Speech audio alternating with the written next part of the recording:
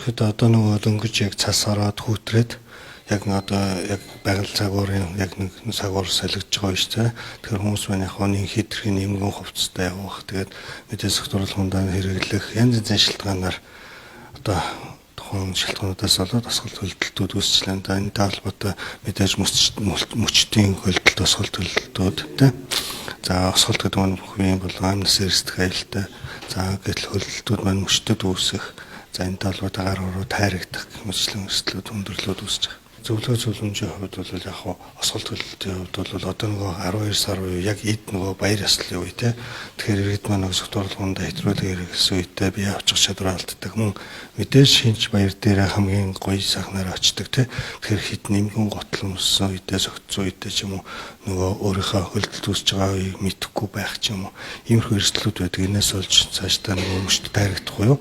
Өөрөөр хэлбэл хөлбөмбөгийн чадамж алдах, мөн зарим үедээ нөгөө бусдынхаа нөгөө хүмүүс маань согтцсон. За гэртээ харин гэдэг хүм өөр өөртөө явчихдаг.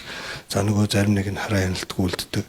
Энэтэй холбоотой одоо годомж талбайд нэг нь одоо хонгоо согтоод тасраад гэж ирдэг те. Хонгоо согтоод ийм байдалд ороод мөн осгож хөлдөх буюу амнаас эрсдэх эрсдлүүд байдаг. Тиймээс иргэдтэй хэрвээ ямар нэгэн баяр ёслол явж байгаа бол эдгээр эрсдлээс бас өөрсдөө хамгаалаарай гэж зөвлөмөр байна.